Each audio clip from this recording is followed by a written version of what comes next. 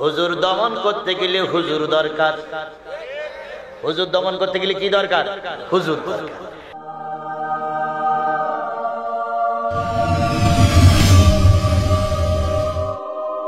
রাসূল পাক সাল্লাল্লাহু আলাইহি সাল্লাম যখন কালেমার দাওয়াত দিতে শুরু করলেন, যারা পক্ষে ছিল তারা সব বিপক্ষে চলে যেতে শুরু করল।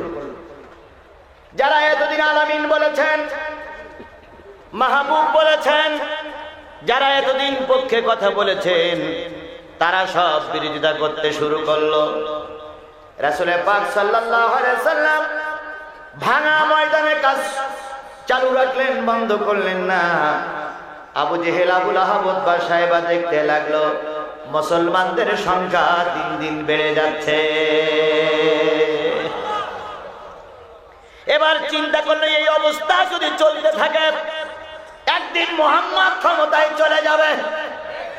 প্রথম দ্বন্দ্ব হলো কলেমাওয়ালাদের সাথে। যুগে যুগেই বিপক্ষের শক্তির বিরুদ্ধে থাকবে কলেমাওয়ালাদের সাথে। আজকে দেখেন গোটা বিশ্বের সব শয়তানের গুরু প্রায় এক, কিন্তু হুজুররা এক না। সব শয়তানওয়ালারা এক, কিন্তু হুজুররা এক না। হুজুরদের ভিতরে ফিতনা লেগেই আছে। কাফেররা চিন্তা করলো এই কালেমা যদি দাওয়াত দিতেই থাকে একদিন তো মুহাম্মদ মসনদে চলে যাবে। কাফেররা বিব্রত বোধ করতে লাগলো। এক পর্যায়ে তারা একটা সিটিং দিয়ে বলল, হুজুর দমন করতে গেলে হুজুর দরকার। হুজুর দমন করতে গেলে কি দরকার? হুজুর দরকার। কারণ মৌলবী দমন করতে গেলে মৌলবী দরকার।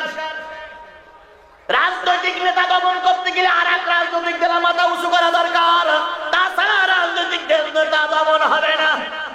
এই জন্য যে এলাকায় যে নেতা থাকে সে কখনো চায় না নতুন আর একজন নেতা হোক। সে শুধু চিন্তা করে আমি থাকবো, আমি থাকবো, যেন কেউ না। নবী যখন কালেমার দাওয়াত দিতে শুরু করলেন, আবু জাহেল, উতবা, সাইবারা বিব্রত বোধ করতে লাগলো। এরা চিন্তা করলো মুহাম্মদকে ঠকানোর জন্য আরেকজন হুজুরের দরকার। এরা চলে গেল মদিনায়। দুইজন প্রতিনিধি মদিনায় পাঠালো। মদিনায় যে ইহুদিরা যারা তাওরাত, জব্বুর, ইনজিলের অনুসারী ছিল তাদের সঙ্গে সিটিং করে বলল, ভাই মহা বিপদে পড়ে গেছি। এক হুজুর এসেছে, যেই হুজুরের পিছনে সব লোক চলে যাচ্ছে। চলে গেল হুজুর দমন করার জন্য কার কাছে? আর এক হুজুরের কাছে। এই হুজুরি যেই বলছে তোমরাও তাওরাতওয়ালা, তোমরাও জব্বুরওয়ালা, তোমরাও ইনজিলওয়ালা। আর এক হুজুর এসে তোমার সেই আল্লাহর কথা বলে, তোমার সেই রাসূলের কথা বলে, তোমার সেই আখিরাতের কথা বলে, কিন্তু বুঝতেছি ওই হুজুরটা যেন এমন কায়দায় কথা বলতেছে সব লোক ওই দিকে ঝুঁকতেছে। যে হুজুরদের কাছে পরামর্শ আনতে গেল, ওই হুজুররা বলল লাইনটা তো ভালো থাকে না। আমরাও যেন দেখতেছি এই হুজুর একদিন গোটা মক্কা মদিনা দখল করে নেবে। আজকেও যখন রাসূলের উত্তরসূরি মালয়েশিয়া থেকে ছুটে এসেছিল, মিশর থেকে, আল-আজহার থেকে ছুটে এসেছিল কোরআনের দাওয়াত দেওয়ার জন্য, তখন একদল মুশরিকেরা এটা মেনে নিতে পারছিল না। তাই হুজুরদের সহযোগিতা নিল, নিয়ে বলল, হুজুর আপনারা সহযোগিতা না করলে আজহারির তাড়ানো যাবে না। মিলান তখনকার যে অবস্থা ছিল এখনো সেই অবস্থাই পার হচ্ছে। তখন যে মৌলবীরা ছিল এখনো সেই মৌলবীরা আছে, তখন যে টুপিওয়ালারা ছিল এখনো সেই টুপিওয়ালারাই আছে।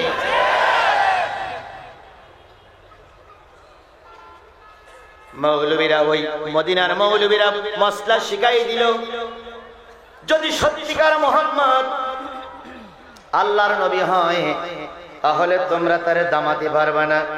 তবে যদি বাঘ আড়ম্বরকারী হয় তিনটি প্রশ্ন করো, তিন প্রশ্নেই বেটা বসিয়ে যাবে। কয় প্রশ্ন করো? তিন প্রশ্ন করলেই বেটা কি হবে? বসিয়ে যাবে। আজকে আমাদের সমাজেও তিনটি প্রশ্ন। এক নম্বর প্রশ্ন, খাদিজা নিয়ে মন্তব্য।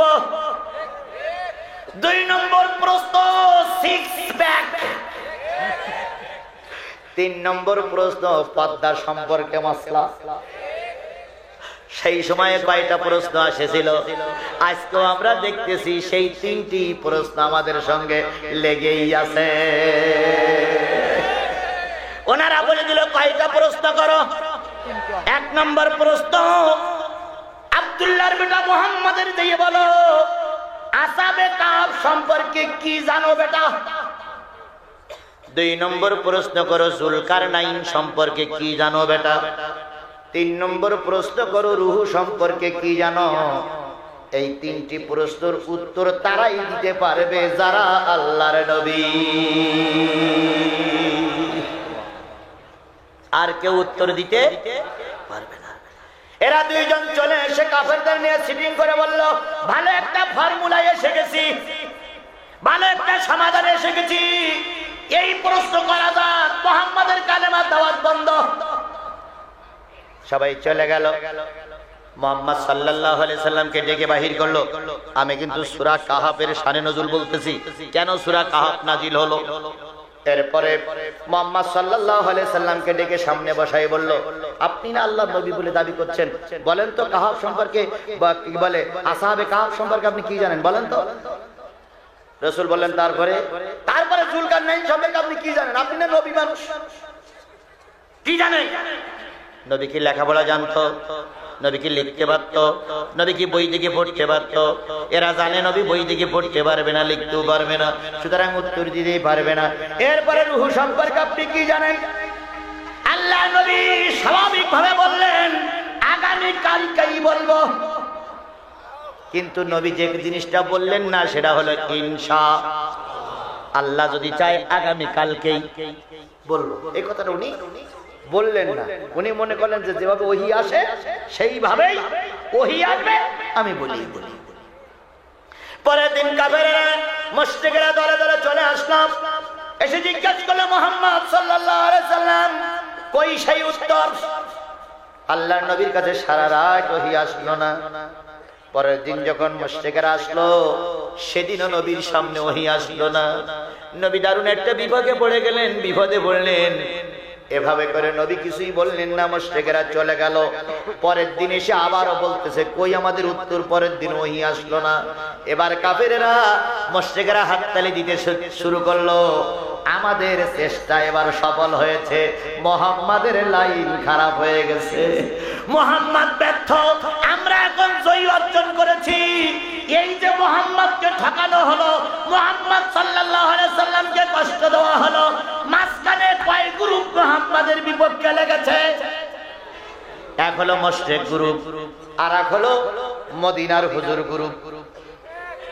এক হলো মুশরিক গ্রুপ, আর এক হলো মদিনার হুজুর গ্রুপ। এই 2 গ্রুপ লেগে আল্লাহর নবী সাল্লাল্লাহু আলাইহি সাল্লামকে কোণঠাসা করে রাখলো। একদিন যায় ওহী আসে না, 2 দিন যায় ওহী আসে না, 3 দিন যায় ওহী আসে না, সপ্তাহ পার হয়ে যায় ওহী আসে না। এরপরে 15 দিন পর 15 দিনের মাথায় জিবরিল সূরা কাহফের 100 কয়টা আয়াত বললাম, 110 আয়াত নিয়ে একসঙ্গে নবীর সামনে এসে সূরা কাহফ নাযিল করে দিয়ে বললেন আর শিক্ষা দিলেন কোন জিনিস বলতে গেলে সর্বপ্রথম কথা বলে তারপর বলবে ইনশাআল্লাহ। সেইখান থেকে শিক্ষা হলো আগামীতে যে কাজ করব সেই কাজের শেষে আমরা বলবো ইনশাআল্লাহ। আমাদের দেশ যিনি স্বাধীনতার মূল নায়ক ছিলেন, অগ্রনায়ক ছিলেন, তার বক্তব্যের ভিতরে অনেকগুলো কথা ছিল, তবে একটা কথা ছিল রক্ত যখন দিয়েছি রক্ত আরো দেব, তবু এই দেশের মানুষকে মুক্ত করে ছাড়বো ইনশাআল্লাহ।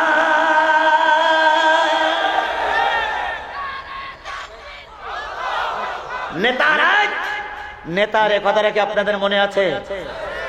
নেতা বলেছিল দেশকে মুক্ত করে ছাড়বই ইনশাআল্লাহ।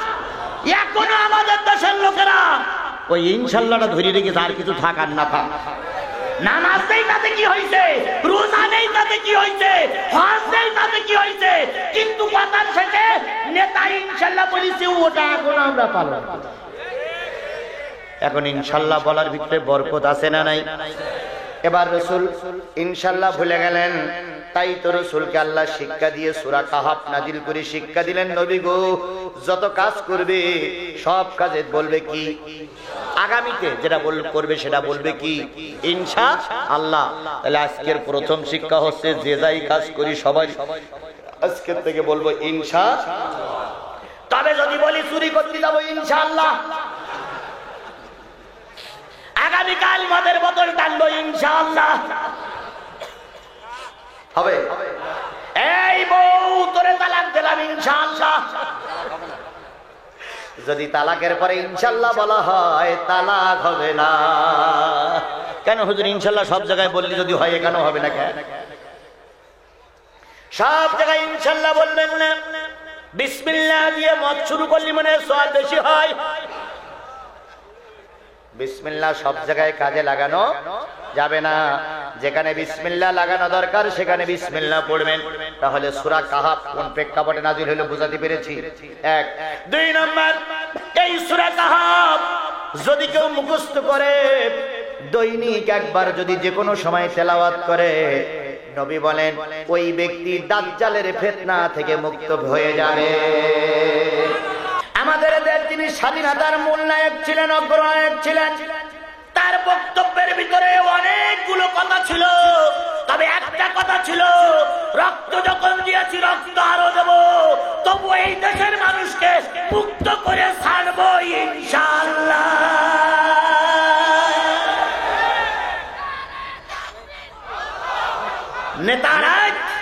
নেতার কথাটা কি আপনাদের মনে আছে? নেতা বলেছিল দেশকে মুক্ত করে ছাড়বই ইনশাআল্লাহ। এখনো আমাদের দেশের লোকেরা ওই ইনশাআল্লাহটা ধরে রেখেছে, আর কিছু থাক আর না থাক। নামাজ নেই তাতে কি হয়েছে, রোজা নেই তাতে কি হয়েছে, হজ নেই তাতে কি হয়েছে, কিন্তু কথার শেষে নেতা ইনশাআল্লাহ বলেছে ওটা এখন আমরা পালন। এখন ইনশাআল্লাহ বলার ভিতরে বরকত আছে না নাই? এবার রাসূল ইনশাআল্লাহ ভুলে গেলেন, তাই তো রাসূলকে আল্লাহ শিক্ষা দিয়ে সূরা কাহাফ নাজিল করে শিক্ষা দিলেন, নবী গো যত কাজ করবে সব কাজে বলবে কি আগামীতে যেটা করবে সেটা বলবে কি ইনশাআল্লাহ। তাহলে আজকের প্রথম শিক্ষা হচ্ছে যে যাই কাজ করি সবাই আজকের থেকে বলবো ইনশাআল্লাহ। তবে যদি বলি চুরি করতে যাবো ইনশাআল্লাহ, আগামীকাল মদের বোতল টানবো ইনশাআল্লাহ, হবে? এই বউ তোরে তালাক দিলাম ইনশাআল্লাহ, যদি তালাকের পরে ইনশাআল্লাহ বলা হয় তালাক হবে না। কেন হুজুর ইনশাআল্লাহ সব জায়গায় বললি যদি হয় কেন হবে না? কেন সব জায়গায় ইনশাআল্লাহ বলবেন না? বিসমিল্লাহ দিয়ে মদ শুরু করলি মানে সওয়াব বেশি হয়। বিসমিল্লাহ সব জায়গায় কাজে লাগানো যাবে না, যেখানে বিসমিল্লাহ লাগানো দরকার সেখানে বিসমিল্লাহ পড়বেন। তাহলে সূরা কাহাফ কোন প্রেক্ষাপটে নাযিল হলো বুঝাতে পেরেছি? এক। দুই নম্বর, এই সূরা কাহাফ যদি কেউ মুখস্থ করে দৈনিক একবার যদি যে কোনো সময় তেলাওয়াত করে, নবী বলেন ওই ব্যক্তি দাজ্জালের ফিতনা থেকে মুক্ত হয়ে যাবে। সূরা কাহাফের প্রথম 10টা আয়াত যদি কেউ সকালবেলা পড়ে সন্ধ্যা পর্যন্ত ফিতনা থেকে মুক্ত থাকবে। যদি রাতে শোয়ার সময় 10টা আয়াত তেলাওয়াত করে শুয়ে পড়ে, রাতের ফিতনা থেকে আল্লাহ পাক ওই ব্যক্তিকে মুক্ত রাখবেন, নারী হোক আর পুরুষ হোক। সুতরাং সূরা কাহাফের ভিতরে আল্লাহ বরকত দিয়েছে। এই কাহাফ আমরা তেলাওয়াত করে কাহাফ থেকে শিক্ষা নেবার জন্য চেষ্টা করি। আল্লাহ পাক আপনাকে আমাকে কবুল করুক, সকলে বলুন আমিন।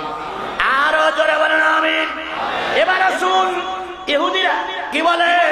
মুশরিকরা প্রশ্ন করলো কয়টা? 1 নম্বর কাহাফ সম্পর্কে কি জানেন? আল্লাহ পাক এবার বলতেছেন এই কাহাফের আলোচনা আছে সূরা কাহাফের 1 থেকে শুরু করে 27 নম্বর আয়াত পর্যন্ত। এখানে কাহাফের আলোচনা আছে, তারপরে কিছু ইনশাআল্লাহর আলোচনা আছে, তারপরে বাকি আয়াতগুলো যুলকারনাইনের আলোচনা আছে, ইয়াজুজ মাজুজের আলোচনা আছে, এরপরে মুসার সঙ্গে 1 লোক সফরে গিয়েছিল, যাইতে যাইতে নদীর ভিতরে এক লোকের সঙ্গে দেখা হয়েছিল। সেই লোকটার নাম কি? খিজির আলাইহিস সালামের আলোচনা এই সূরা কাহাফের ভিতরেই আছে। বাড়ি যেয়ে পড়ে নেবেন। আমি ওই দিকে যাব না, যেহেতু সময় বাধা আছে। এই সময়ের ভিতরে কতটুকু শেষ করতে পারি দেখি। তাহলে প্রশ্ন করা হইল কয়টা?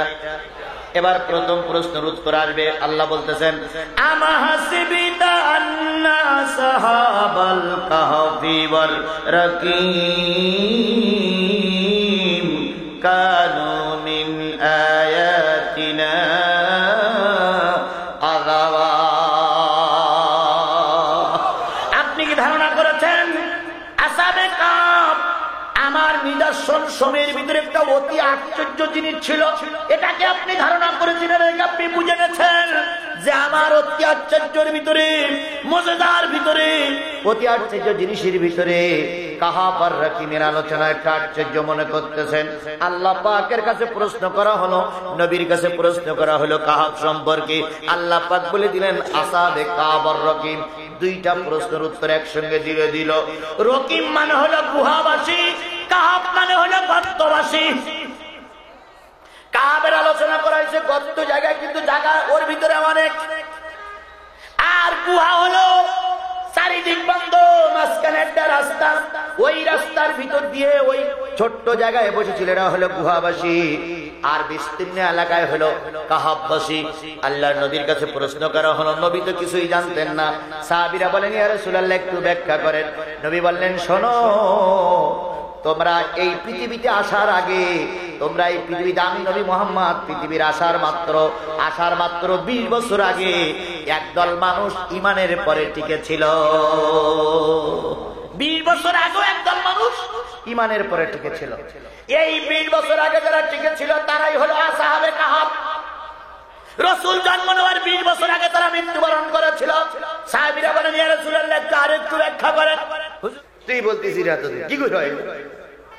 আর একজন বলছে, ওরে ভাই তুই একদিন তোর ওই দাড়ি আর গোপ কি অবস্থা, দাড়ি আর গোপ একাকার হইতো, তবে চিনতে পারতিস। আর একজন দেখেন নোক 1.5 হাত করে লম্বা হইল। ও ভাই একদিনই এত নোক লম্বা হইলো কি? সবাই বসে থাকলে কিন্তু 2-3টে জিনিস বসে থাকে না। গোপ দাড়ি চুলে কিন্তু বসে থাকে না, আর হাতের নখ কিন্তু বসে থাকে না। এরা কিন্তু বাড়তেই থাকে। যে কায়দায় বাড়ে, যদি না কাটা হইতো তাহলে ওর কাছে আমরা বসবাস করতাম।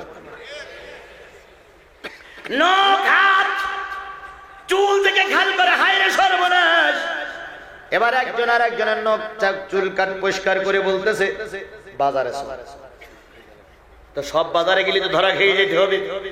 একজন বাজারে একজন বাজারে চলে গেল, ওদের কাছে কিছু পয়সা ছিল। এই পয়সা নিয়ে দোকানদারের কাছে যখন দিল, দোকানদার তখন আশ্চর্য হয়ে গেল, এ তো 300 বছরের আগের রুপি। দোকানদার তাদের খুঁজে বের করলো।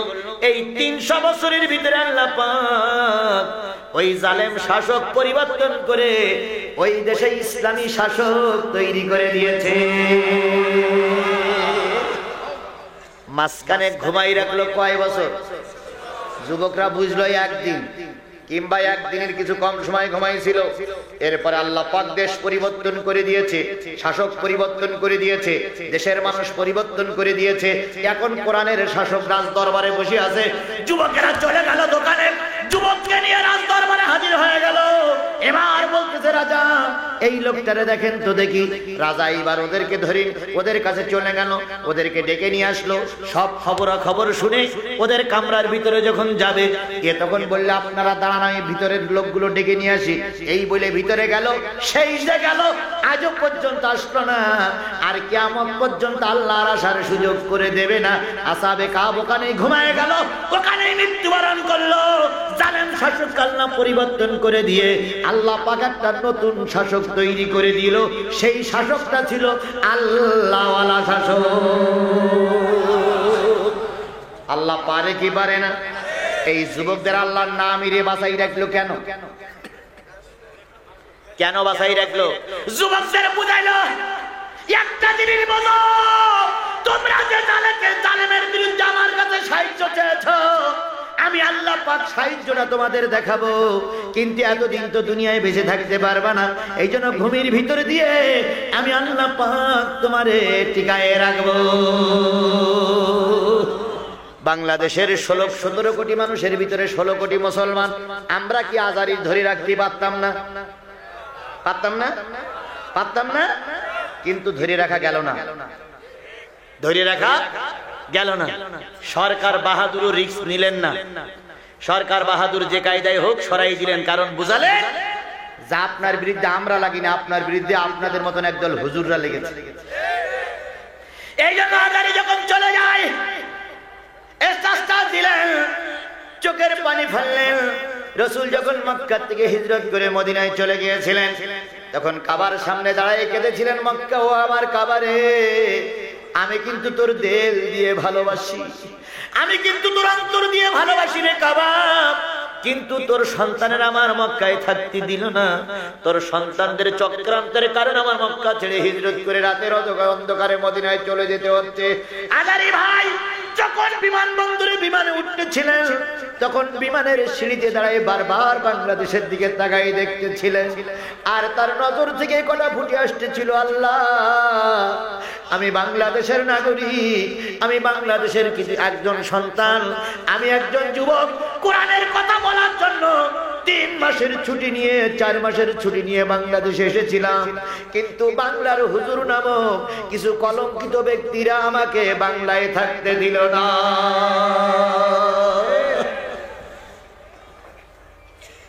মিজানুর রহমান আজারির বিমানবন্দরে অনেক আলেম ওলামা উপস্থিত ছিল। তারা আমাদের এই যুবককে বিদায় দিয়ে চোখের পানি ফেলায় কেঁদেছে, আল্লাহর কাছে ফরিয়াদ করেছে, আল্লাহ তুমি যুবকটারে হেফাজত করো। আজকের এই বিশাল কাফেরার কাছে একটা জিনিস আমি আগাম শুনাইতে চাই, আজকে তোমরা আজারিরে তাড়াই দিয়েছো, আজকে তোমরা আজারিরে দেশ ছাড়তে বাধ্য করেছো। এমন একটা সময় সামনে আসতেছে, আল্লাহ পাক আজারি 2 মাসের জন্য আল্লাহ হাজার কে বলে মিশরে চলে গেল, কি বলে মালয়েশিয়ায় চলে গেল, 2 মাসের জন্য মালয়েশিয়া চলে গেল। হয়তো একদিন জনগণ চিরতরে তোমাদের দেশ থেকে বিদায় করে দেবে। এমন একটা দিন সামনে আসতেছে যেদিন তোমাদের আস্তানা গুড়িয়ে ফেলবে, যেদিন তোমরা ফতোয়া দেবার জায়গা পাবা না। হুজুর বললেন, তৎকালীন যুগে রোমে একটা জালেম শাসক হাজির হলো, জালেম বাদশা হাজির হলো। এই জালেম বাদশা ইমানদার দেখে দেখে জেলখানায় ঢুকায়। ইমানদার দেখে দেখে কোন জায়গায় ঢুকায়?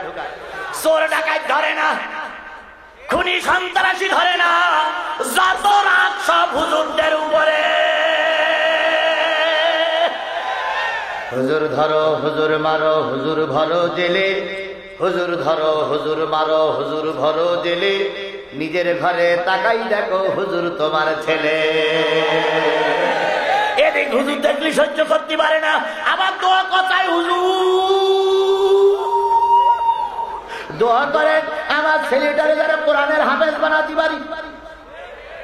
অথচ হুজুর দেখলে কি করতে পারে না? হুজুর দেখলে সহ্য করতে পারো না, তোমার আবার হুজুর কোরআনের হাফেজ বানাইলাম কি?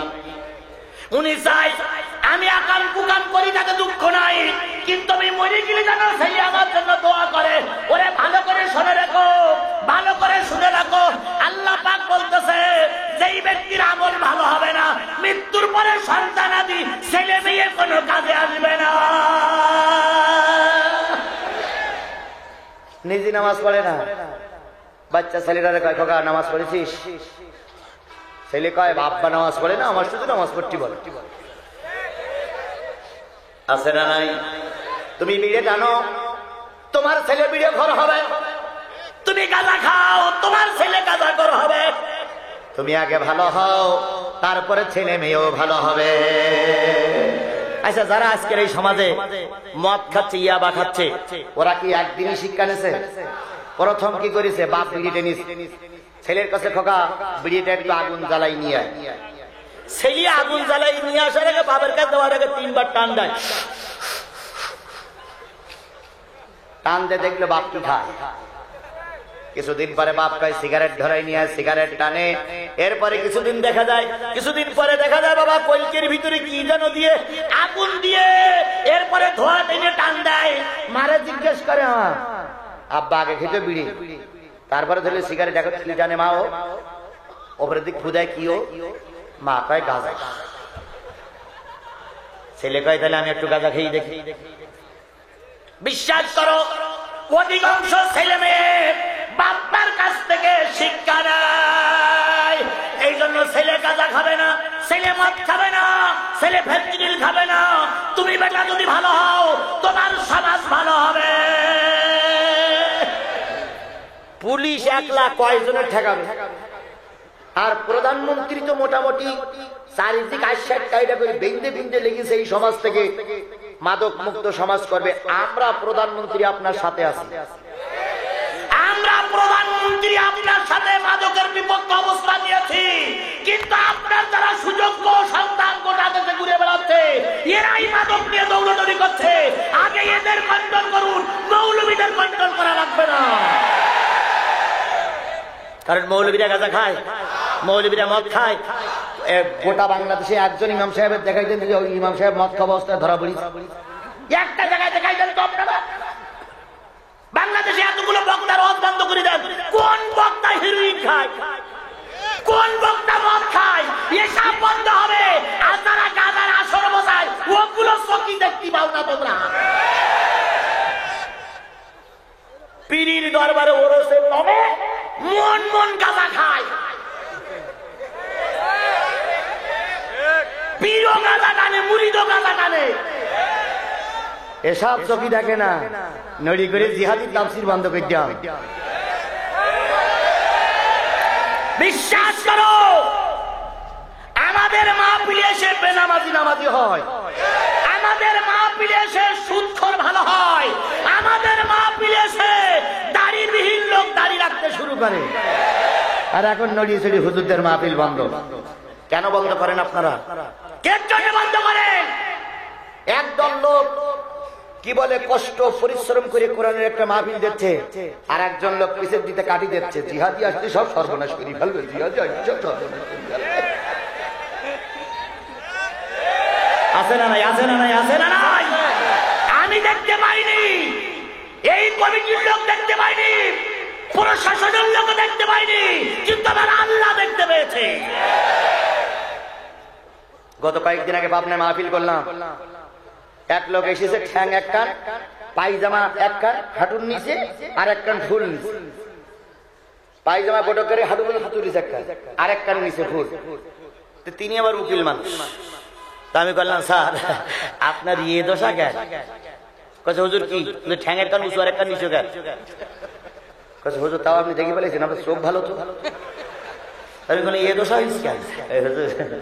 আমার এই পায় ক্যান্সার। তাই বললাম ক্যান্সার হলো কেন? একটু হলি আর কি বল আল্লাহ দেশ। তাই বললাম চিকিৎসা করে, চিকিৎসা গোটা দেশ চিকিৎসা করতে, কোনো জায়গায় ভালো হইলো না, মাদ্রাসাও চিকিৎসা করেছি ভালো হইলো না। তাই পরে শুনলাম যে এই লোকটার এই দোষা কেন? হুজুর এই লোক এক হুজুরির বিরুদ্ধে মিথ্যা সাক্ষী দিয়েছিল। এই লোক এক হুজুরির বিরুদ্ধে মিথ্যা সাক্ষী দিয়েছিল। মিথ্যা সাক্ষী দেওয়ার কারণে সেই হুজুর মহা বিপদে পড়েছিল। আল্লাহ পাক মনে হয় ওই হুজুরের অভিশাপের কাজে লাগাচ্ছে। আজকে মারো, আজকে আমাদের মান সম্মান করো, মিথ্যা মামলা দাও, কেউ না দেখলে আবার আল্লাহ দেখবে। আমার ছেলেদের গুলি করে মারতেছো, খোদার কসম, যে ব্যারেট থেকে গুলি বাইর হয়েছে, যে বন্দুক থেকে গুলি বাইর হয়েছে, ওর কৈফিয়ত আমার আল্লাহর কাছে দেওয়া লাগবেই লাগবেই লাগবে।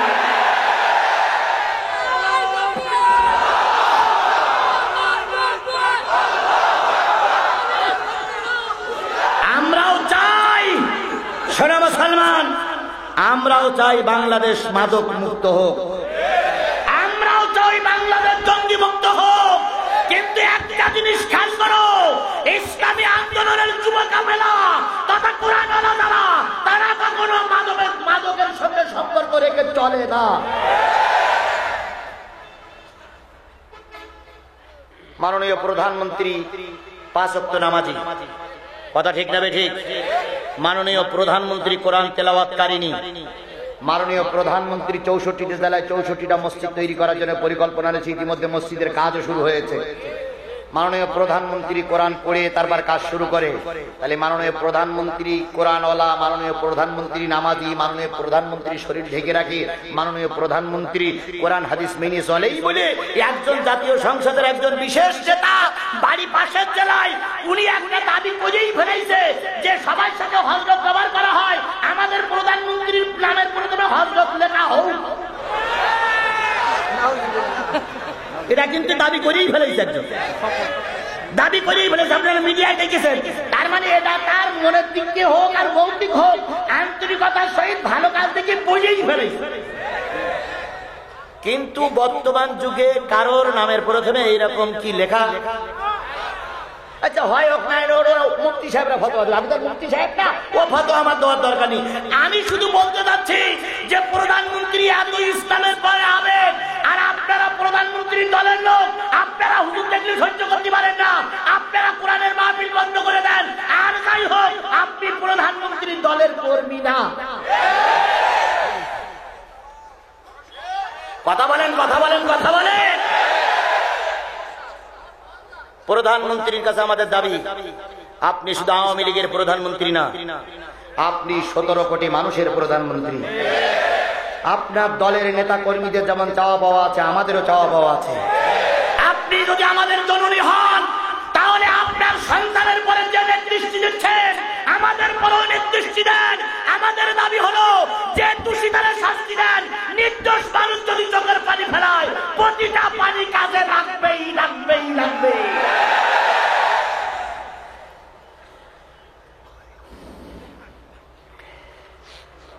কারোর বিপক্ষে বলার জন্য আমি আসি না, আসারও নিয়ত নেই। আমি সত্য কথাটাই বলতে চাই, সত্যটা মানুষের কাছে তুলে ধরতে চাই। কথা বলেন ঠিক কিনা? আমার ভাইয়েরা, যে জিনিসটা বোঝাতে চাচ্ছিলাম সেটা হলো রসুল লেখাপড়া জানতেন না, রসুল লেখাপড়া জানতেন না। রসুল বলেন, শোনো, একজন জালেমের একদল এক জালেম বাদশার খপ্পরে পড়ে গেলেন। তোমাদের একদল দিনী ভাই, তোমাদের একদল কি ভাই? এরা কালেমার দাওয়াত দেয়, লা ইলাহা ইল্লাল্লাহ ঈসা রুহুল্লাহ। এই কালেমার দাওয়াত দেওয়ার কারণে ওদের পরে জুলুম অত্যাচার শুরু করলো, ওদের জেলের ভিতরে ভরলো, ওদের দ্বারা ওদের রিমান্ডে নিল, ওদের পোশাক পরিচ্ছদ খুলে ন্যাংটা করে জেলখানায় ভরে রাখলো। ওদের দোষ হচ্ছে ইল্লা আইয়ুমিনু বিল্লাহিল আজিজিল হামিদ। ওদের একটাই দোষ, ওরা ঈমান এনেছে আল্লাহর উপরে। ঈমান আনার কারণে ওদের কোন জায়গায় ভরলো? ঈমান আনার কারণে ওদের রিমান্ড হলো, ঈমান আনার কারণে ওদের কাপড় খুলে নিল। কিন্তু এই লোকেরা আল্লাহর পথ থেকে সরে গেল না। এবার ওদেরকে বলে দিল, শোনো, আগামীকাল বাদশা পায়খানা করবে। নির্যাতনের মাত্রা কোথায় যেয়ে দেখলো, আগামীকাল বাদশা পায়খানা করবে। পায়খানা করার পরে পায়খানা যে পানি শোষণ করতে হয়, এই পানি শোষণ পানিটা দিয়ে ধৌত করে দেবে ইমানদার ব্যক্তিরা। এই ইমানদার ব্যক্তিরা ওই বাদশার পায়খানা করার পরে যে ময়লা থাকবে ওই ময়লা সাফ করবে এই হুজুররা। আজকের নির্যাতন আর সেদিনকার নির্যাতন বেশি না কম? অনেক বেশি। এবার এই যুবকেরা মালিকের কাছে কাঁদল, আল্লাহ, আমরা তো চুরি করে জেলে আসি নাই, ডাকাতি করে জেলে আসি নাই, খুন করে জেলে আসি নাই, রাহাজানি করে জেলে আসি নাই, ঈমান আনার কারণে জেলে এসেছি। আল্লাহ, আগামীকাল জালেম বাদশার পায়খানা শোষণ করে দিতে হবে, ধুয়ে দিতে হবে। আল্লাহ, এ কষ্ট আমাদের দিও না, দয়া করে তার আগে আমাদের এলাকার থেকে বাহির করে না। সেদিন মোবাইল ছিল, টেলিভিশন ছিল, টরটক্কা ছিল, টেলিফোন ছিল, কিছু ছিল না। বিনা তারে সংবাদটা পৌঁছে গেল কার কাছে? আল্লাহর কবিতাই বলতেছেন, আল্লাহ রে ডাক রে বান্দা, আল্লাহ রে ডাক, ডাকতে ডাকতে তোর জীবন শেষ হয়ে যাক। আল্লাহ রে ডাক রে বান্দা, আল্লাহ রে ডাক। ফাযকুরুনি আযকুরুকুম ওয়াশকুরুলি ওয়া লা তাকফুরুন। যুবকেরা আল্লাহরে ডাকলো, আল্লাহ রাতের অন্ধকারে জেলখানার দরজা খুলে দিল। জোরে বলেন সুবহানাল্লাহ। খুলে দিয়েছিল সেই আল্লাহ এখনো আছে না নাই? জোরে বলেন আছে না নাই? তাহলে হুজুররা এই বিশাল বিশাল জনসমাবেশে কথা বলতে পারত না। আজহারী যখন মঞ্চে যায়, হাজার হাজার শত শত পুলিশ তার ব্যারিকেড দিয়েছে। পুলিশরা আমাদের শত্রু না, সরকার আমাদের শত্রু না, সরকারি দলের লোক আমাদের শত্রু না। আমাদের শত্রু হয়েছে একদল মৌলবীর শত্রু আর একদল মৌলবী। ভাইরা, জেলখানার দরজা খুলে গেল। এই যুবকরা রাতের অন্ধকারে পালাই যাচ্ছে, যার কাছে যা ছিল তাই নিয়ে পালাই যায়। কিন্তু ওই যুবকদের ভালোবাসত একটা কুকুর। কি ভালোবাসত? কে ভালোবাসত? কুকুর। কুকুরটা চিন্তা করলো, জালেমের দেশ থেকে যুবকেরা পালাই যাচ্ছে, আমিও জালেমের দেশে থাকবো না। তাহলে বোঝা গেল জালেমের দেশে কুকুরও থাকতে চাই না। জালেমের দেশে কুকুর বসবাস করতে চায় না। বোঝা গেছে, বোঝা গেছে, বোঝা গেছে। শুধু শুনলে হবে না, জালেমদের কুকুর দেখলেও ঘৃণা, কুকুর জালেমদের দেখলে ঘৃণা করে। ওরে তুমি বুঝতে পারো না, তুমি যখন রাস্তা দিয়ে হাঁটো কুকুর ঘেউ ঘেউ করে আর কয় এই জালেমের বাচ্চা বলিস না কেন?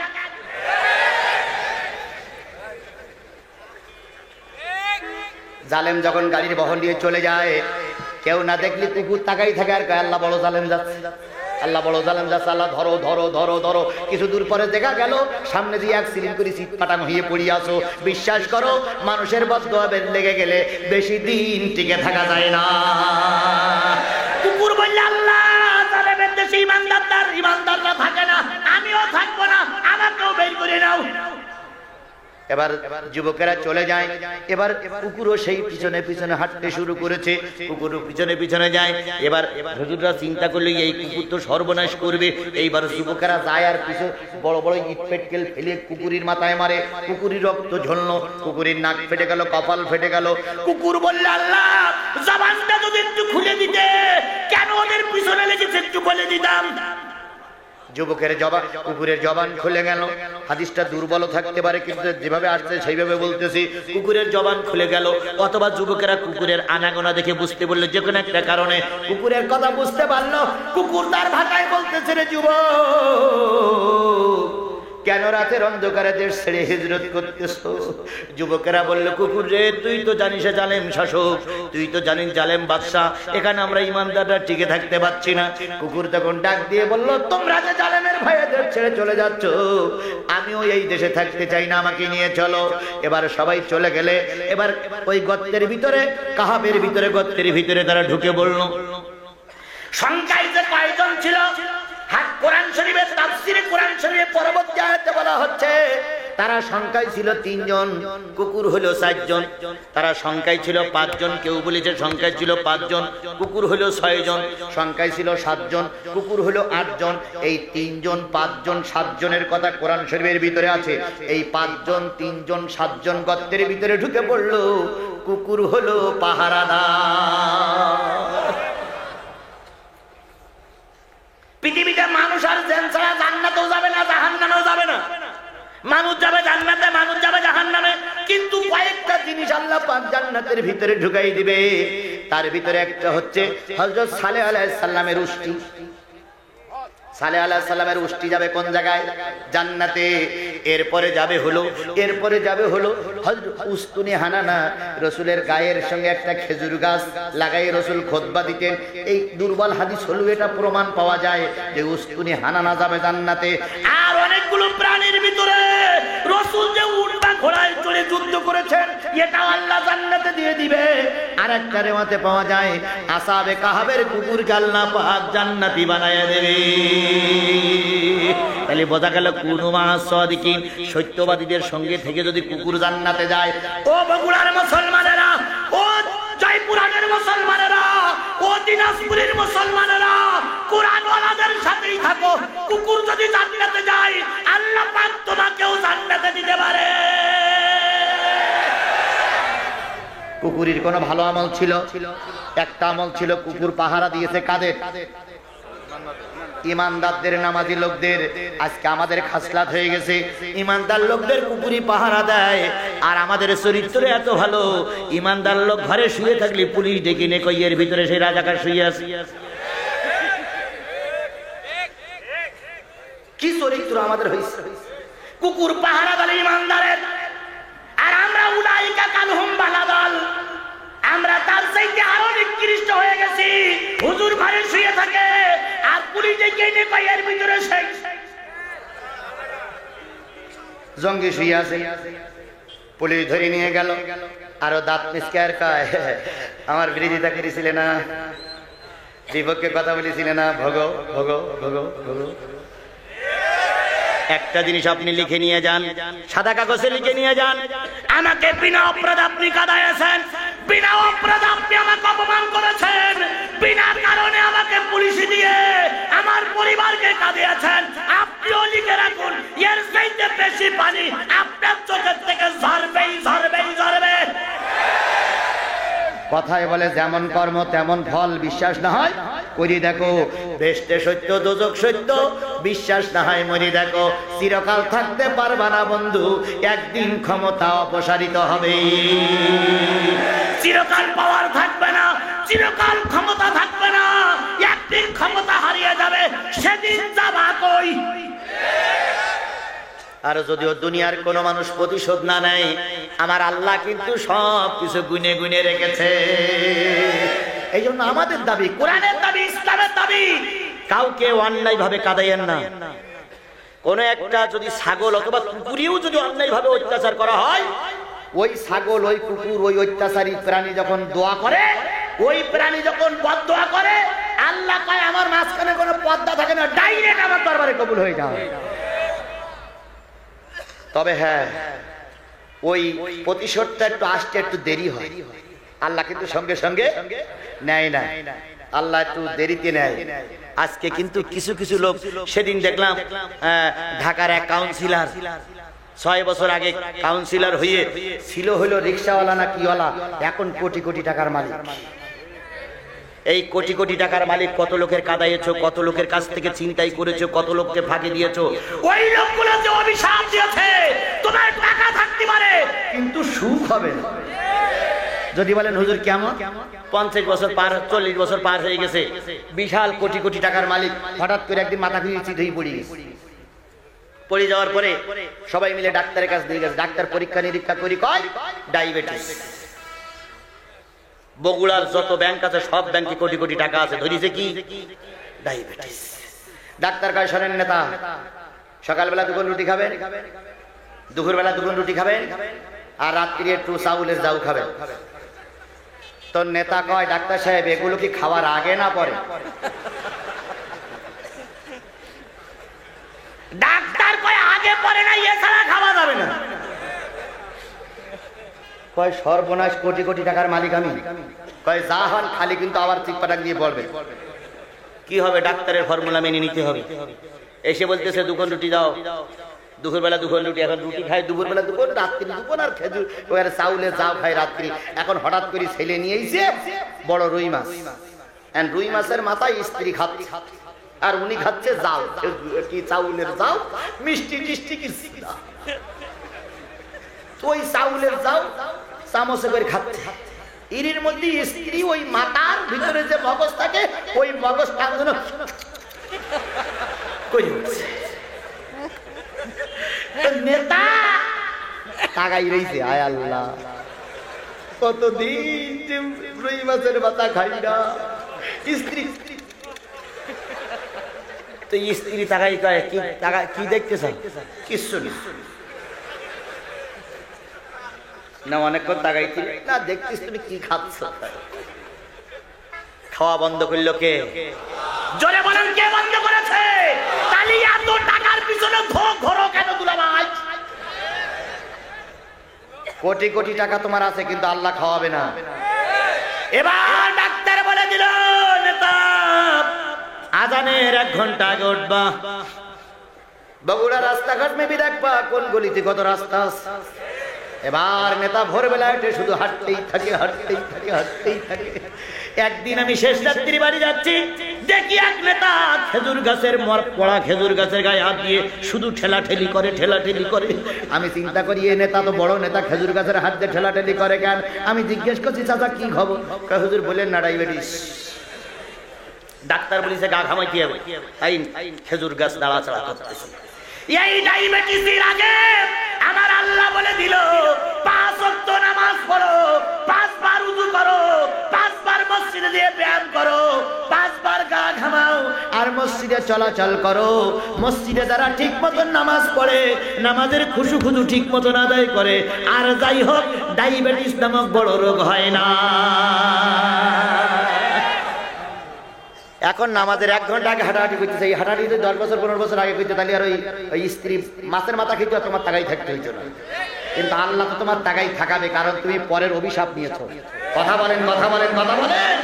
এই জন্য যে জানে তা হন, যে যত ক্ষমতার অধিকারী হন না কেন, সকলের পায়ে ধরে অনুরোধ করি, আর যাই করুন মানুষের অভিশাপ কুড়ায়েন না।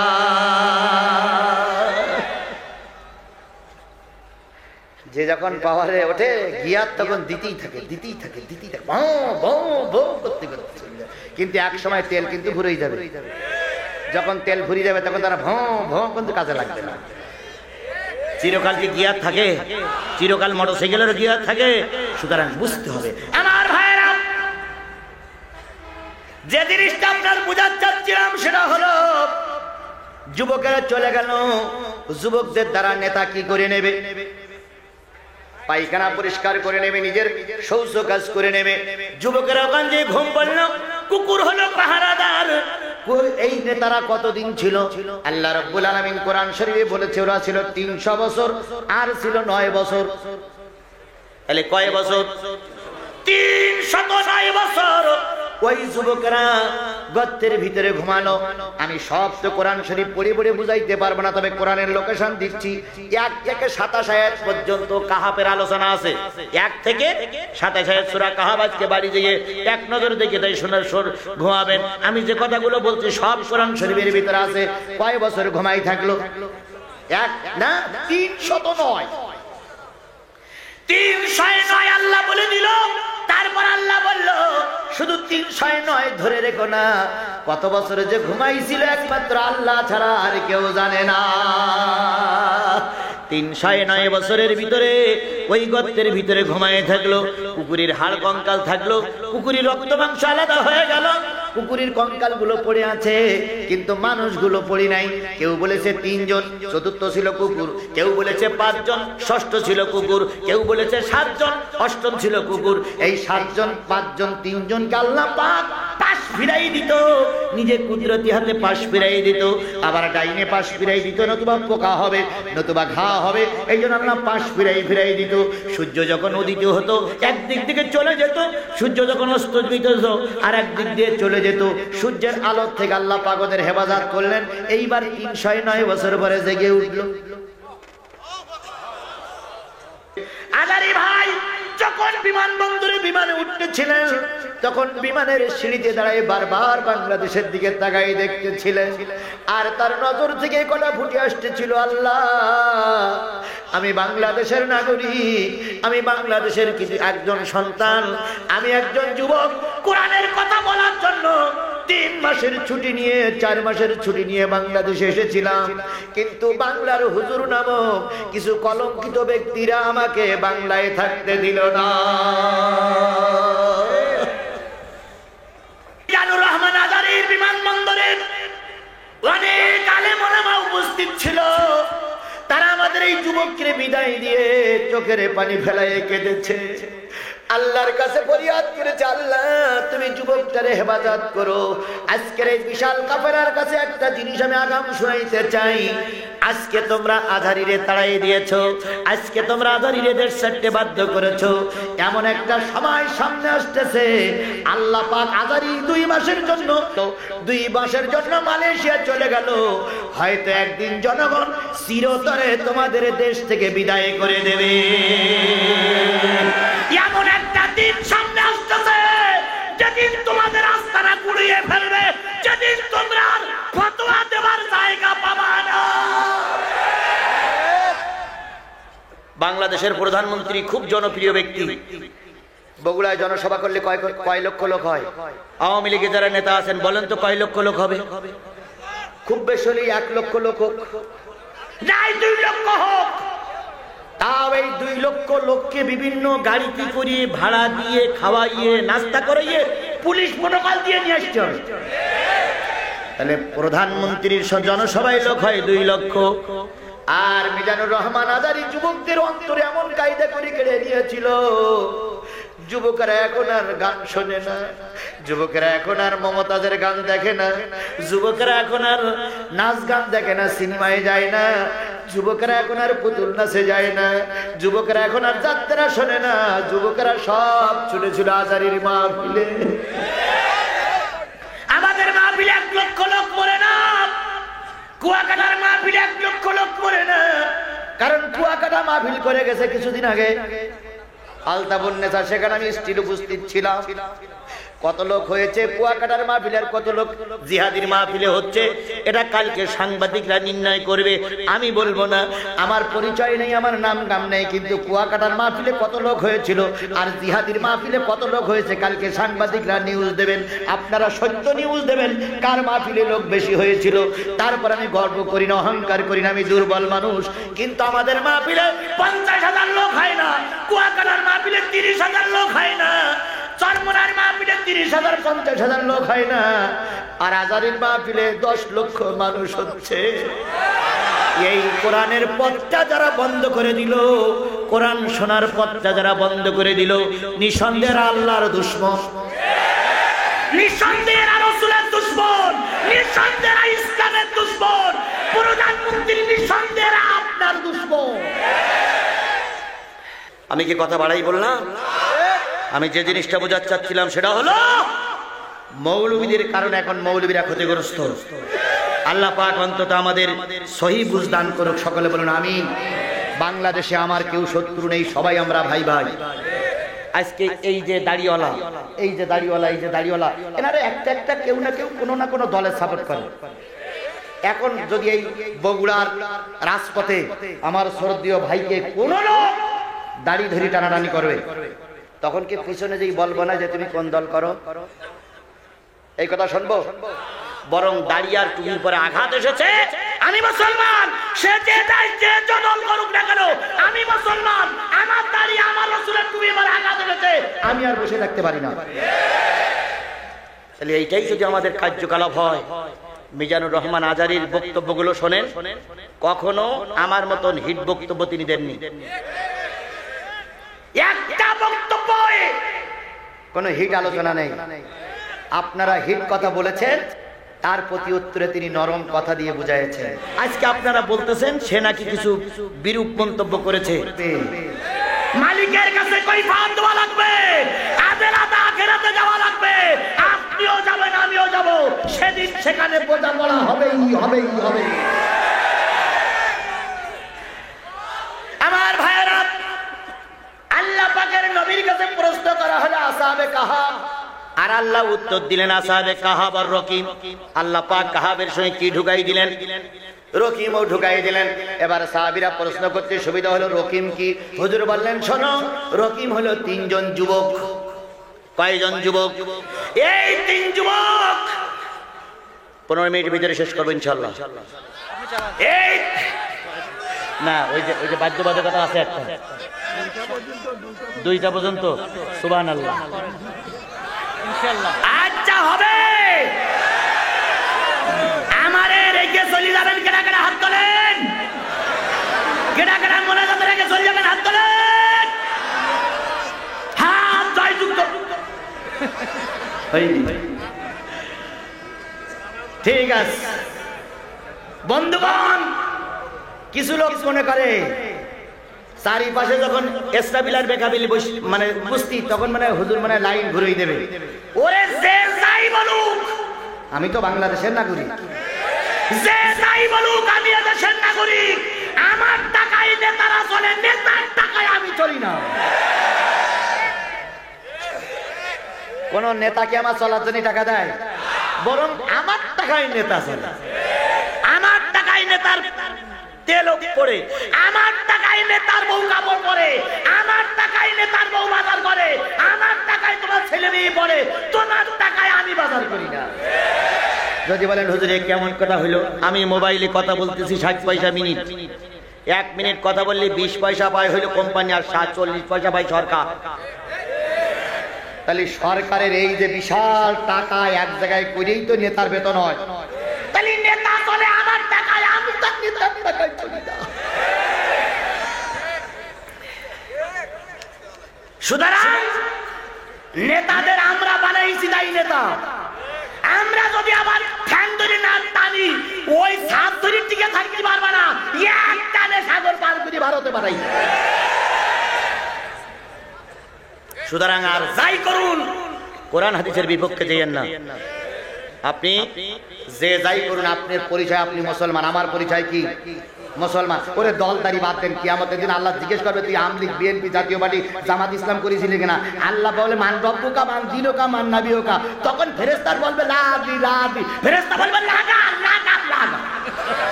বলবে না যে তুমি আওয়ামী লীগ করতে কিনা, তুমি জাতীয় পার্টি করতে কিনা, জামাত ইসলাম করতে কিনা, তাই বলবে? আল্লাহ বলে আল্লাহ ফেরেশতা মান রব্বুকা মান দীনুকা মান নাবিয়ুকা। তখন ফেরেশতারা বলবে আমি তো কিছুই জানি না। ফেরেশতা তখন আরেক ফেরেশতা বলবে লাগা লাগা। তখন কি বলা যাবে না যে আমার সরকার বলে ক্ষমতায়? এই পুলিশ ভাই কোন জায়গায়? ফেরেশতা আমার থেকে বিয়াদবি করতেছে, গুলি করো। একথা বলার কোনো সুযোগ আছে? সুতরাং আমল ভালো করেই কবরে যেতে হবে, আমল ভালো করেই কবরে যেতে হবে। কয় যুবক? এই তিন যুবক, বনি ইসরাইলের তিন যুবক চলতেছেন। একদিন হঠাৎ করে কেউ কারোর সঙ্গে পরিচয় নাই, হঠাৎ করে উত্তর গগনে মেঘ হলো। আমি আসহাবের কিমির কথা বলতেছি, উত্তর গগনে মেঘ হলো। কয় যুবক? তিন যুবক চলছে, কেউ কারোর সঙ্গে পরিচয় নেই, দেখা নেই, গল্প নেই, কেউ জানে না। কিন্তু বিপদে পড়লেই সবাই কিন্তু এক হয়ে যায়। গাড়ির ভিতরে উঠছেন, যাচ্ছে রংপুর। কিছু প্যাসেঞ্জার আছে বগুড়ার, কিছু প্যাসেঞ্জার আছে গাইবান্ধার, কিছু প্যাসেঞ্জার আছে রংপুরের। এখন যখন অ্যাক্সিডেন্ট হয় তখন কি বলবে বগুড়ার লোক আমার সঙ্গে এসো, দিনাজপুরের লোক আমার সঙ্গে এসো, জয়পুরহাটের লোক আমার সঙ্গে এসো, তা বলবে না। বরং বাঁচার জন্য যার যা পারে সহযোগিতা করবে। তিন যুবক যাচ্ছে, কারোর সঙ্গে কারোর পরিচয় নাই। হঠাৎ করে উত্তর গগনে মেঘ হলো। হাদিস শরীফে আসছে উত্তর গগনে মেঘ হলো, ঝড় বৃষ্টি শুরু হলো। এমত অবস্থায় তিন যুবক আস্তে আস্তে করে একটা গোপন জায়গা খুঁজতে শুরু করলো। একটা রকিব নামক একটা জায়গা, ফলক নামক একটা জায়গা, যেখানে নাম ফলক দেওয়া আছে। ওই গর্তের ভিতরে, ওই গুহার ভিতরে তিনজন দিয়ে এক জায়গায় হয়ে গেল। এবার তিনজন জিজ্ঞেস করছে ভাই তোর নাম কি? অমুক। বাড়ি কোথায়? অমুক। কোন দলদারিটারি এখন দেখার সময় নেই। ভাই তুইও বিপদে, আমিও বিপদে, আমার নাম অমুক, ওর নাম অমুক।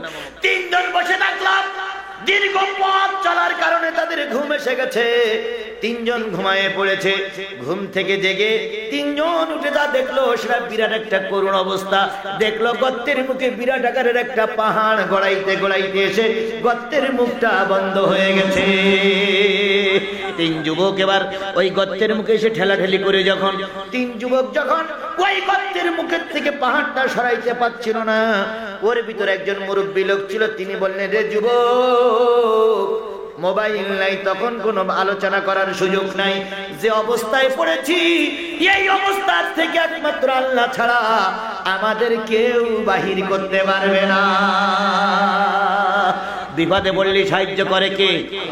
আরো জোরে বলেন কে? সাগরের বুকে যখন কেউ থাকে না, তখন থাকে কে?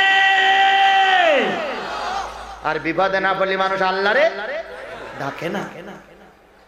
বিপদ উদ্ধার হয়ে গেলে আল্লাহরে ভুলে যায়, আর বিপদে বললে মানুষ আল্লাহরে ডাকে।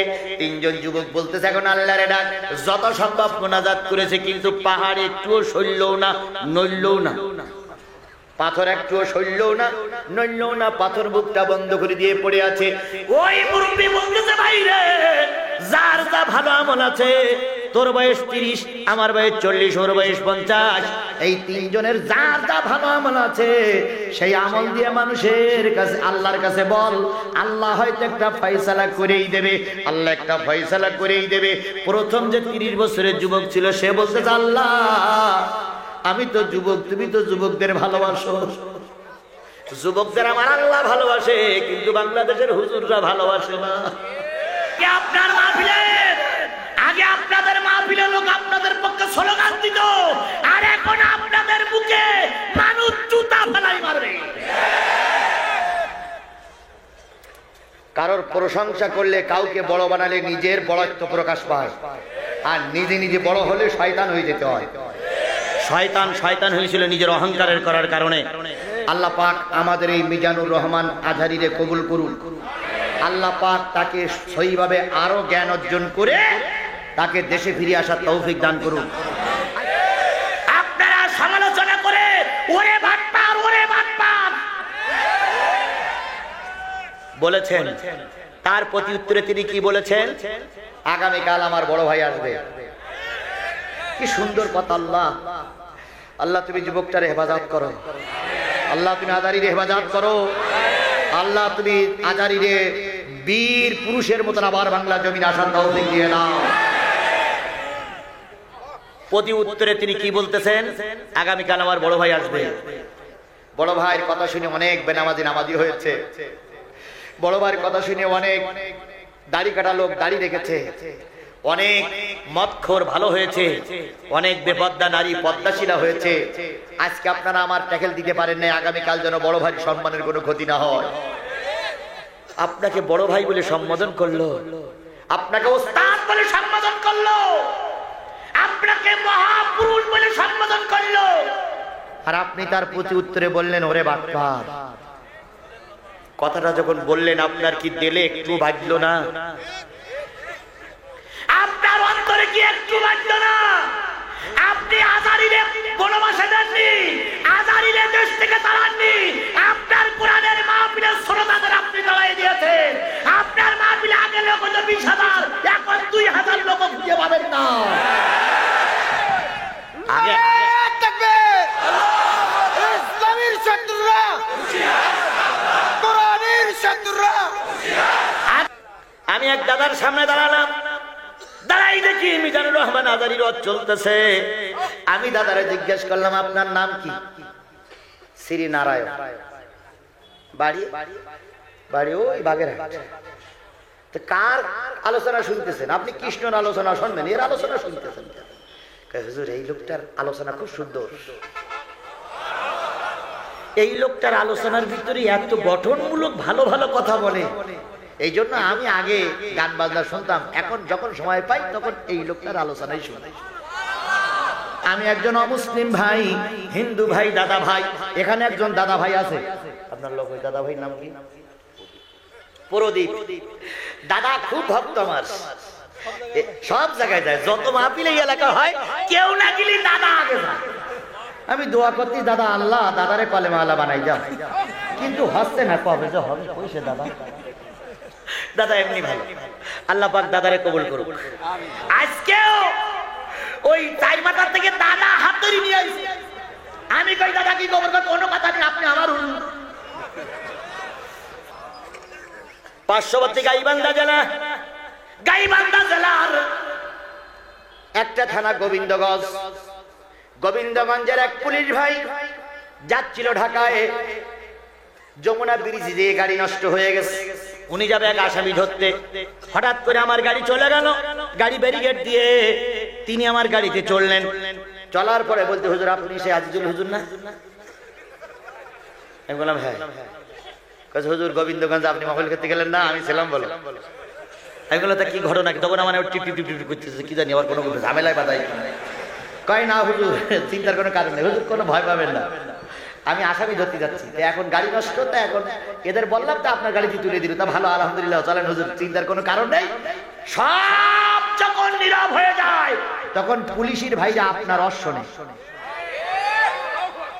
সব যখন নিস্তব্ধ হয়ে যায় পুলিশিরা আমির হামজার রস শোনে, আজহারীর রস শোনে। আপনি পুলিশকে ভুল বুঝেন না, অধিকাংশ পুলিশ হুজুরদের ভালোবাসে। আজকে এখানে অনেক পুলিশ ভাইরা আছে, আজকে অনেক ডিবি ভাইরা আছে, আমিও জানি তারা আমাদের ভাই। এই জন্য প্রায় মাহফিলে দোয়া করি, আল্লাহ পুলিশ আমাদের বন্ধু, পুলিশ আমাদের সহায়ক। যখন দেখি একটা গোপন রাস্তা দিয়ে চলতি, ওই রাস্তা দিয়ে যখন দেখি পুলিশের গাড়ি, তখন ড্রাইভার কয়, সাথী সঙ্গী কয় হুজুর না লাইন ভালো আছে। আর যখন দেখি রাস্তায় কোনো গাড়ি নাই, পুলিশও নাই, তখন চিন্তা হয় তাহলে নিশ্চয়ই ডাকাতি ধরবে।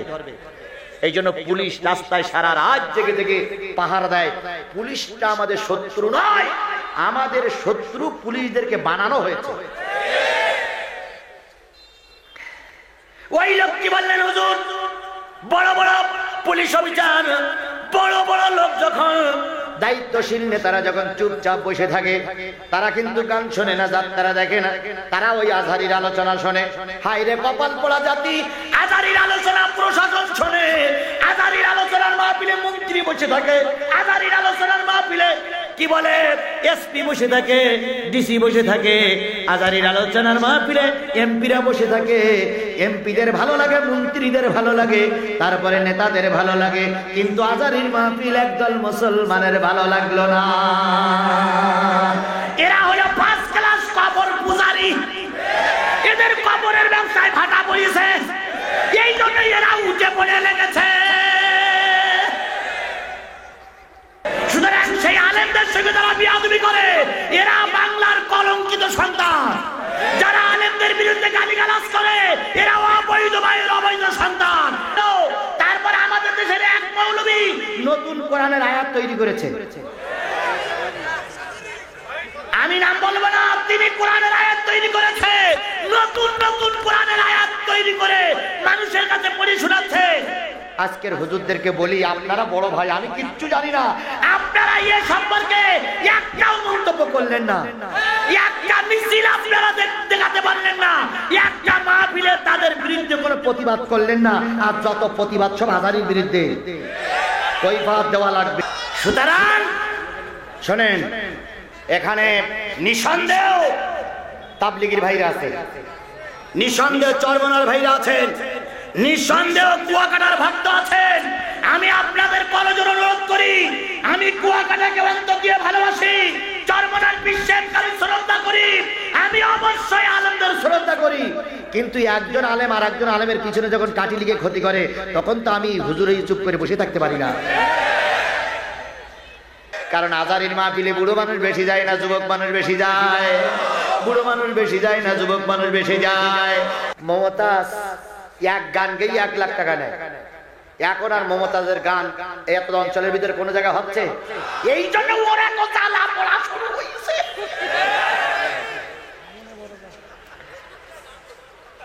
কথা বলেন।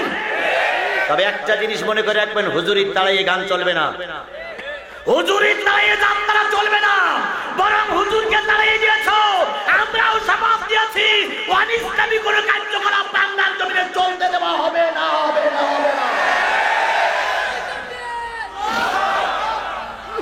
বাংলার জমিন এটা মুসলিমদের দেশ নয়, এটা ইহুদিদের রাজ্য নয়, এটা খ্রিস্টানদের দেশ নয়, এটা মুসলমানদের দেশ। মুসলমানদের দেশে কোরআন ওয়ালাদের দাঁড়িয়েছো, জনগণ তোমাদেরও দাঁড়াবে।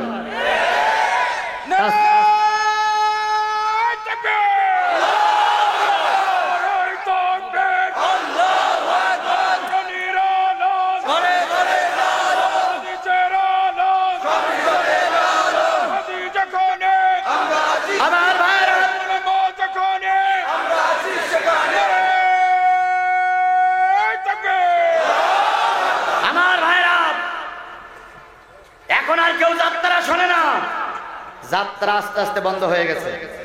কথা বলেন, কথা বলেন। আমি যখন ছোট ছিলাম তখন যে পরিমাণ যাত্রা হতো, তার 100 ভাগের 10 ভাগ যাত্রাও এখন হয় না। যাত্রা বন্ধ হয়েছে, এখন আর কেউ সিনেমা দেখতে যায় না, সিনেমা হলগুলো প্রায় সব বন্ধ। কথা বলেন, কথা বলেন, কথা বলেন। মমতাদের নাচ দেখতে কেউ যায় না, সেটাও বন্ধ। রীতা বয়াতির ওই আধ্যাত্মিক আলোচনা কেউ শোনে না, এই জন্য ওরা গায়ে তেলে বেগুনি জ্বলেছে, ওরা আমাদের বিরুদ্ধে কথা বলছে, ওরা হুজুরদের বিরুদ্ধে কথা বলছে। হুজুরদের বিরুদ্ধে যারা কথা বলছে, এইবার বাংলাদেশের সব হুজুররা যদি একসঙ্গে কোরআনের ছায়াতলে আসতো, আগামী 4 বছর পরে যে নির্বাচন হবে, ওই নির্বাচনে কোরআন ওয়ালারাই সংসদে যেত। এখনো আশা করছি, এখনো আশা করছি, যদি দিনের ভোট রাতে না হয়, রাতের ভোট দিনে না হয়, আগামী সংসদ হবে কোরআনের সংসদ। কিন্তু আমরা আলোচনা করি তো কিছু করতে পারছি না, যা হওয়ার তা তো হয়েই যাচ্ছে। এই জন্য আমরা আর এখন কিছু বলি না, আমরা এখন চুপচাপ আছি, শুধু জেকের করতে আছি, সুবহানাল্লাহ, সুবহানাল্লাহ, সুবহানাল্লাহ, সুবহানাল্লাহ, সুবহানাল্লাহ, সুবহানাল্লাহ। কারোর কিছু বলবো না, সুযোগ পালি কি। আল্লাহ পাক আপনাকে আমাকে সুষ্ঠু বুঝ দান করুক, সকলে বলুন আমিন। কিছু কিছু লোক সরকারের বিরুদ্ধে কথা বলবেন না। আরে সরকারের বিরুদ্ধে কথা বলে আমি কি সরকার চালাতে পারবো? এই সরকার 20 বছর থাক না, আমার সমস্যা। আচ্ছা আমি ওয়াজ করি কি সরকার নামাই যেতে পারবো? কিছু কিছু লোক পায় ওই হুজুর আসবা উলট পালট করে রেখে যাবে। আপনারা 60 বছর এই বগুড়া রাজনীতি করতেছেন, আর আমি মাত্র 2 ঘন্টা আলোচনা করব। তাহলে 2 ঘন্টায় যদি আপনাদের পতন ডেকে আনে, তাহলে 60 বছর কি আপনারা ঘোড়ার ঘাস দিতেছে?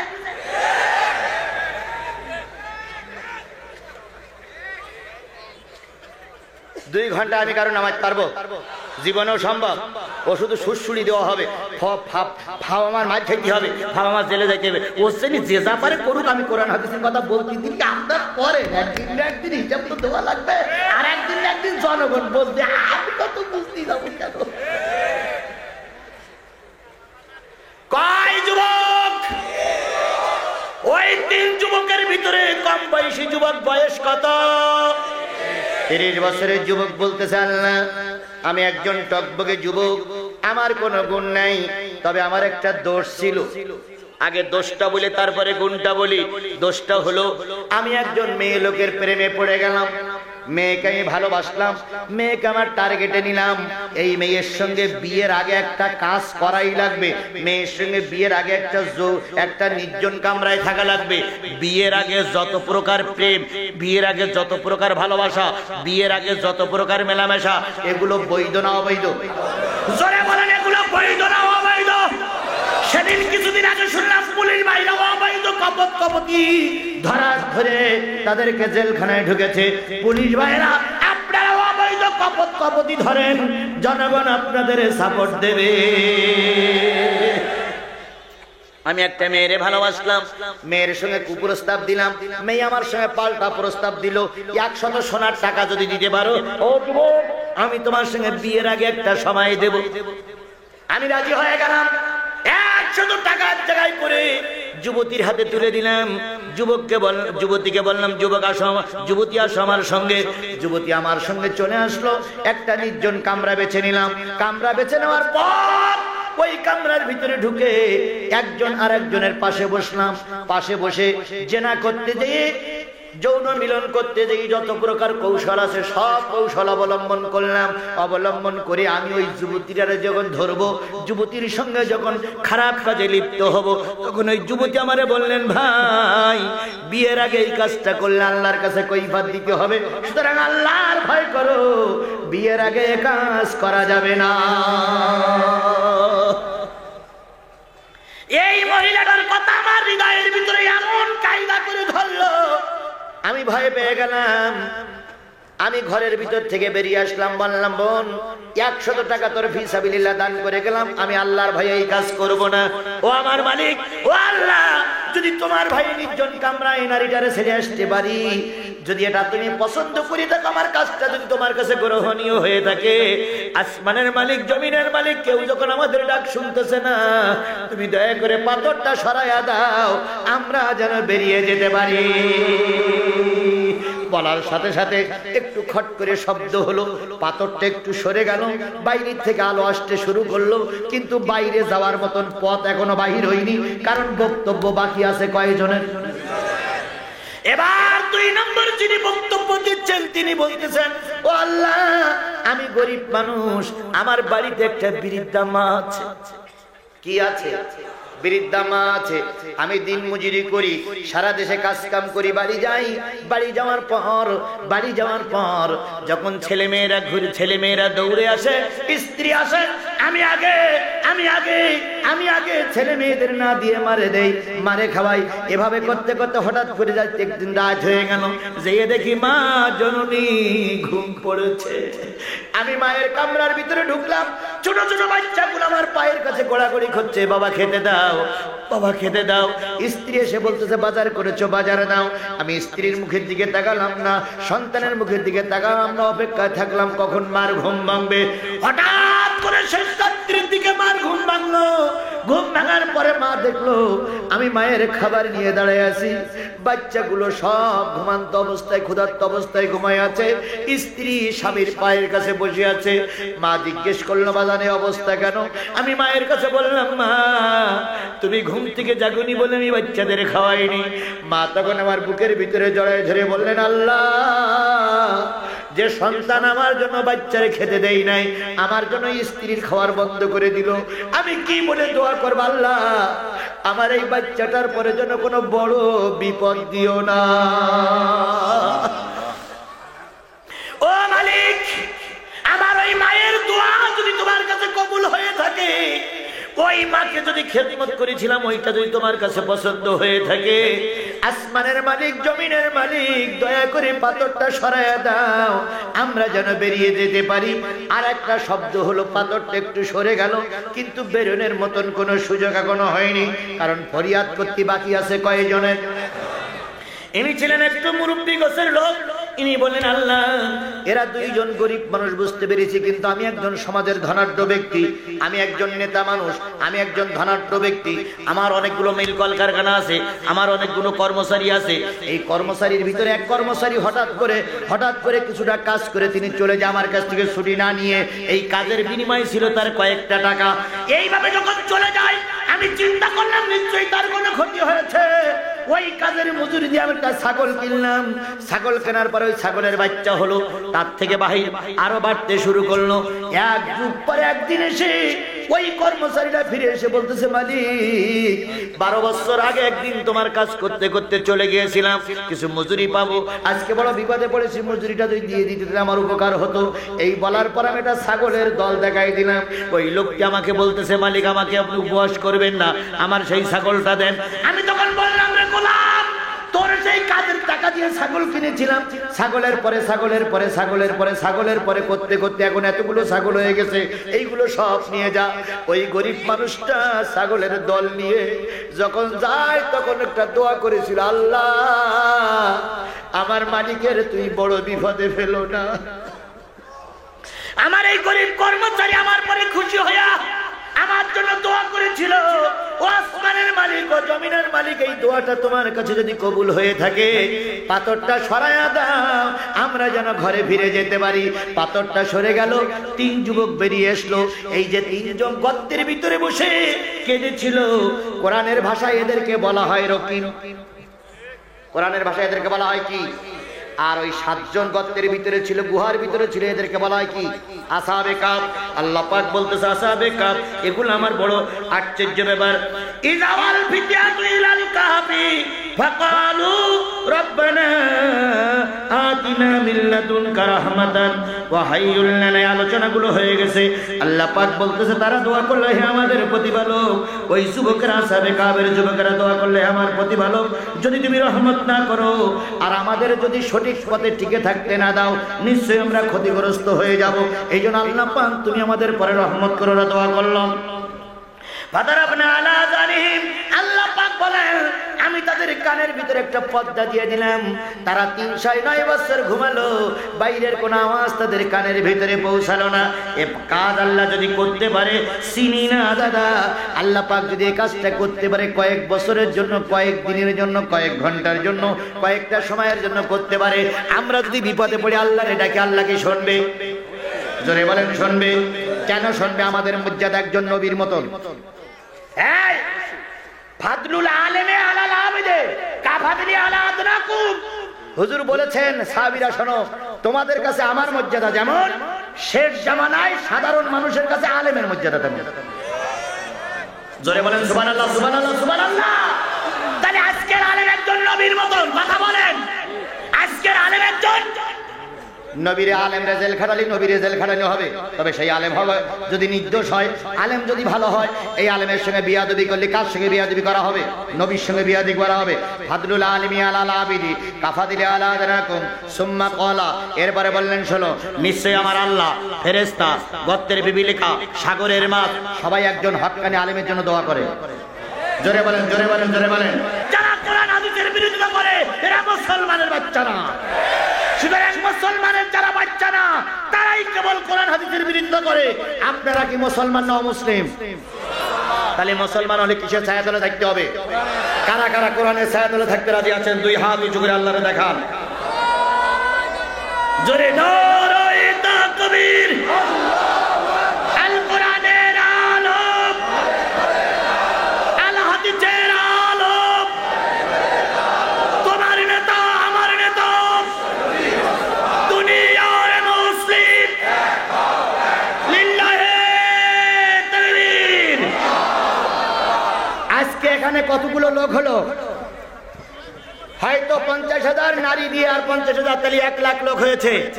আমার সর্বশেষ উত্তরবঙ্গের মাহফিল হলো 21শে ফেব্রুয়ারি এরুলিয়া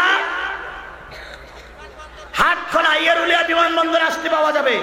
আজকে থেকে দাওয়াতি কাজ শুরু করবেন এবং সেদিন 10 জন করে লোক নিয়ে আসবেন। সেদিন যেন এর চাইতে 10 গুণ লোক একত্রিত করতে পারি, কারণ আমি আশা করছি ওই মাহফিল 2020-এর শেষ মাহফিল আবার নভেম্বর ডিসেম্বর থেকে শুরু হবে। সুতরাং শেষ মাহফিল হবে ঐতিহাসিক মাহফিল, শেষ মাহফিল হবে। আর এর ভিতরে যত ঘটনা ঘটে যাবে আমি ওই 21 তারিখের মাহফিলে ওইটারে কাউন্টার দেবো ইনশাআল্লাহ। যে যাই করুক আমার বক্তব্য আমার কায়দায় চলবে ইনশাআল্লাহ।